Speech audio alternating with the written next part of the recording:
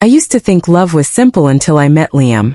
He made me believe I was living in a fairy tale, and maybe I was, until it all turned into a nightmare. It all started the way so many quiet betrayals do, with trust, and the slow, careful way someone you love can dismantle it without you noticing until it's too late. My name is Tessa. I was always the sweet one, the girl people described as kind, polite, soft-spoken, innocent. I grew up in a small town where everyone knew your business before you even lived it. My parents were modest people, dad a school librarian, mom a nurse. We never had much, but we had enough. Enough love, enough warmth. I didn't grow up dreaming of riches. I dreamed of a kind love, of someone who saw me and chose me because I made them feel safe. Liam was that dream in a dark suit. He walked into my life during my last semester of college. I was working part-time at a local bakery, covered in flour, scrubbing trays behind the counter, when he strolled in like something out of a movie. Tall, confident, eyes like smoke and honey, wearing a charcoal jacket that probably cost more than my entire wardrobe. He ordered a cinnamon twist, said it reminded him of home. I smiled, nervous, a little embarrassed that I probably had dough on my cheek, and handed it over. He smiled back, tilted his head and said, "You're too innocent to be real." I should have taken that as a warning. But instead my heart fluttered like an idiot. Liam started coming in every morning. First it was just pastry and coffee. Then it turned into conversations about books, movies, little things. I liked how he listened, how he made me feel like I mattered in a world that never looked twice at girls like me. We started dating 3 weeks later. He took me to places I'd only seen in magazines. Candlelit dinners, rooftop lounges, jazz bars with red velvet booths. He held doors open. He kissed my hand in public. He whispered things in my ear that made me blush like I was still 16. And I fell. Fast. Hard. Deep. My friends were cautious. "He's older," they'd say. "What does he even do for work?" But I didn't care. Liam said he worked in finance, private clients, hush-hush things. I didn't understand it, and he didn't offer much detail, but he always paid in cash and drove sleek black cars that seemed to change every month. I was living in a dream, and dreams don't ask questions. We moved in together 6 months later. He had a condo downtown, floor-to-ceiling windows, minimalist everything. I brought in a few things, my books, my grandmother's quilt, my little tea mugs. Liam laughed, called them charming clutter. It was subtle at first. The way he'd correct me in front of friends. How he'd tease me for not knowing how the world works. I'd offer an opinion and he'd say, "That's cute, Tess, but leave the big stuff to me." He was always smiling when he said it. So I smiled too. But the smiling stopped when I found the text. It was on a rainy Thursday. I was curled up on the couch, home early from work. His phone buzzed on the counter. I never touched it before, but something about the tone of that buzz, the way it kept going, made me look. The screen lit up. "Last night was incredible. Can't stop thinking about you." My blood ran cold. The contact name was saved as Tony Work. I shouldn't have opened it, but I did. And what I found shattered every illusion I had. Dozens of messages, photos, voice notes, dates and meetups while I was at work, while I was asleep in our bed. He didn't just cheat. He built an entire second life. One where I didn't exist. I sat on the floor of that fancy condo, the city lights flickering outside, and cried until my throat was raw. But I didn't scream. I didn't confront him, not yet, because something inside me snapped that night. Not the innocent part. The quiet part. The part that had spent her whole life watching, listening, learning. I wasn't going to cry this away. I wasn't going to beg or break. I was going to make him pay. And I was going to make him feel it. But to do that, I had to act like nothing had changed. So the next day I kissed him good morning. I packed his lunch. And I smiled. While underneath I was already planning. The first thing I did was call in sick to work. Then I made a list of every name, every woman, every meeting he had scheduled in his calendar. Liam was arrogant enough to link his phone, tablet, and laptop. All synced, all open, all in the same cloud. I copied everything. Photos, names, messages, audio, locations. Then I created a burner email. Sent everything to myself and one other place. A divorce attorney. No, we weren't married yet. But we were listed as domestic partners, joint lease, shared accounts, insurance documents. Enough to make things messy. I needed to know exactly how messy. Turns out Liam had more secrets than just side women. His private finance job? A shell. A front for high-risk crypto laundering. He wasn't just cheating on me. He was skimming money through untraceable transfers, hiding assets, and using my name in some of the paperwork. He didn't just break my heart. He used me. That's when it stopped being about heartbreak and started becoming revenge. I took it slow, careful. I gathered everything, recorded conversations, made copies of files, even got a friend of mine, an IT tech, to help me trace some of his offshore transfers. Every day I smiled, cooked dinner, laughed at his jokes. He had no idea. Until the day I left. I waited until he was in the shower, left my key on the table along with a printed copy of everything, from the affairs to the financial crimes. I didn't take my clothes. I took evidence, and walked out with the one thing he thought I didn't have: power. He called me that night screaming, sobbing, switching between threats and apologies. I didn't pick up. Instead, I sent him one message. You said I was too innocent to notice. But now, you're the one who should be afraid.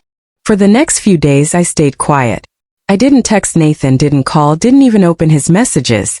I let him sit in his confusion, wondering why the sweet, innocent girl he thought would cry and come running back had suddenly disappeared. In reality, I was planning. Watching. I needed to know how deep his lies ran.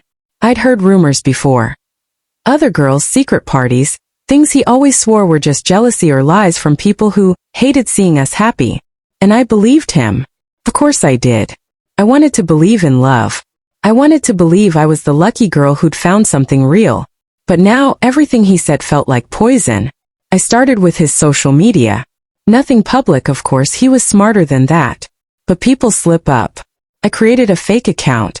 Just a regular, friendly-looking girl from out of town. I made her pretty fun, and just the right level of flirty. Then I followed him. It took exactly 2 hours for him to follow back. 3 hours for him to slide into my DMs. By the next morning, he was calling my fake account cutie and asking when she was coming to visit. And just like that, I had proof. But I wasn't done. I wanted to know everything. Who else had he fooled? Who else had fallen for those eyes, those lies, that fake charm? So I started digging. Messaging other girls who'd interacted with him. Some ignored me, some were defensive, but a few broke down. One girl, Jenna, sent me a screenshot of texts he'd sent her just last week, while he was still sleeping in my bed. Another, Kayla, told me she'd met him at a party I wasn't invited to. He told her he was single. She didn't know he had a girlfriend. She even showed me a photo of them kissing. Every piece of the puzzle made me sick. And every piece fueled the fire inside me. I wasn't just going to confront him. That's what he expected.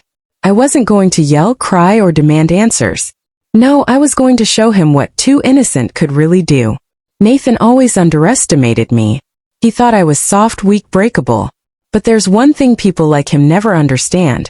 When you hurt someone who loved you purely, who trusted you blindly, you don't just break their heart. You build their resolve. I started small, blocking him on everything, removing all photos. No announcement, no explanation. Just gone.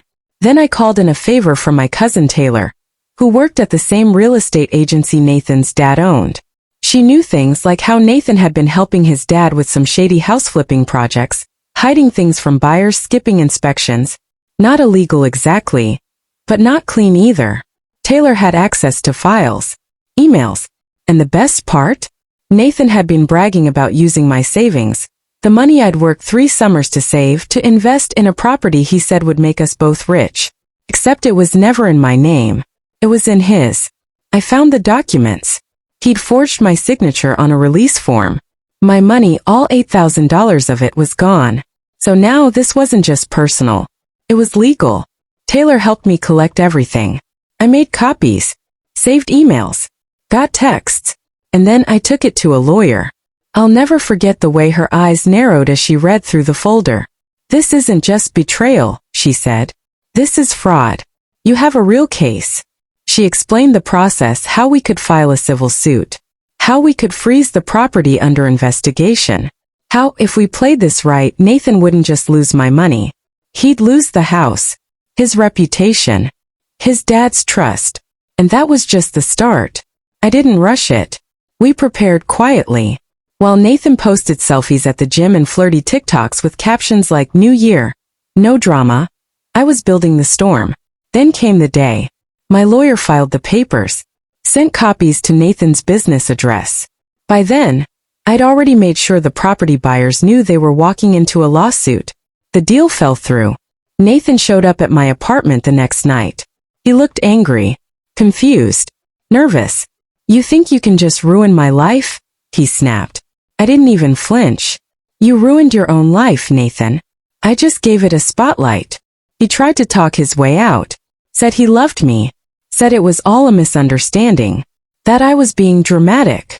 So I showed him the screenshots, the messages, the forged signature, the lawyer's letter, and the look in his eyes changed.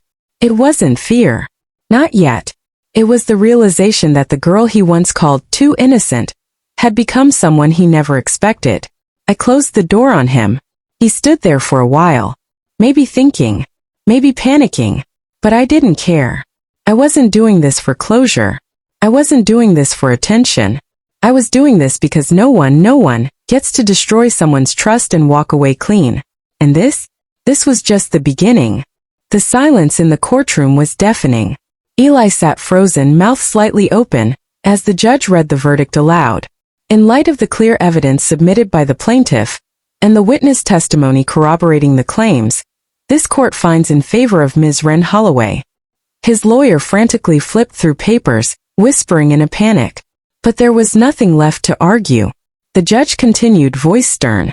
"Mr. Caldwell is ordered to return all misappropriated funds, forfeit any property obtained through fraudulent means, and comply with the restraining order effective immediately." I didn't move. I kept my eyes straight ahead. I wasn't going to let him see my relief or my anger or my triumph. That was for me. The courtroom was dismissed, and people began to shuffle out. I stood slowly, smoothing down my skirt, every part of me shaking inside though I looked calm on the outside. Behind me I heard his voice one last time. "Wren, you don't understand what you just did." I turned. "No," I said softly. "You never understood what I could do." It hadn't been easy getting to this moment. After the footage came out and I filed charges, I knew Eli would try everything to shut me down. And he did. He went low. He tried calling mutual friends, feeding them lies. He claimed I was doing this for money, that I was unwell, that I was bitter. He posted cryptic things online. I even got strange messages from accounts I didn't recognize, all trying to shame or scare me into silence. But the difference now, I wasn't scared anymore. I wasn't the girl who sat quietly while he spun his lies. I was the woman who knew the truth, and I had proof. I hired a lawyer. Her name was Elise. She was tough, blunt, and didn't flinch when I told her what I wanted. I want him held accountable. Not just for the cheating, for the financial abuse, the manipulation, the fact that he stole money from my late grandmother's estate. I want him exposed. She didn't blink. Then let's burn him to the ground. Depositions were brutal. Eli was smug in the beginning, like he thought it would all blow over. But Elise had built a mountain of evidence. Bank records, messages, testimonies. Even the secret audio I'd recorded back when he admitted using my name to open accounts. He had no defense. When we reached the settlement offer, his side caved. But I refused it. "He thinks I'm doing this for money," I told Elise. "But I want something that hurts worse. I want my story on record. I want him to know he can't hide." So we went to court. And the day I took the stand, I looked at the jury and told them everything. About how he made me feel small. About how he joked that I was too naive to see he was using me. About how he said I was lucky he stayed with me. About the credit card debt I didn't know I had until it was too late. And when I finished, I looked at him. And I saw it. He wasn't smug anymore. He was scared. After the ruling, I didn't hear from him again. He vanished from social media. Friends said he moved out of the city. Someone told me he was crashing on a friend's couch, that he lost his job after the company found out what he'd done. But I didn't care. I wasn't keeping tabs on him. I was too busy rebuilding. I got a new job. I took classes. I made friends who didn't make me feel like an outsider in my own life. I even moved into a small apartment that I paid for completely on my own. One evening as I unpacked the last box, I found something that made me pause. A photo. It was from 2 years ago. Me and Eli on the beach, arms wrapped around each other. I looked so happy. I almost didn't recognize myself. I looked closer. And then I saw it. I wasn't happy. I was performing. There was tension in my shoulders. A stiffness in my smile. I remembered that trip. I remembered crying in the hotel bathroom while he drank at the bar. I remembered him calling me overdramatic because I asked him not to flirt with the waitress. I ripped the photo in half. And I threw it away. 6 months later, I stood at the edge of a stage holding a microphone. I want to thank everyone who helped put together tonight's Women in Justice event, I said. Because for so long I thought I didn't have a voice. That no one would believe me. That if I just stayed quiet and didn't cause problems, things would be okay. I took a breath. But silence is what kept me in the dark. Speaking up is what saved me. Applause. Tears. And then calm. Later that night as the event ended, someone came up to me. She was maybe 23, eyes wide, hands shaking just a little. I saw your video online, she said. Your story. It made me leave. My boyfriend, he was doing things like that too. I didn't know I could walk away. But I did. Because of you. I hugged her. Because in that moment I knew everything I went through had a purpose. I didn't just take revenge. I took back my story. I rewrote what it meant to be innocent. And I made sure no one would ever mistake silence for weakness again.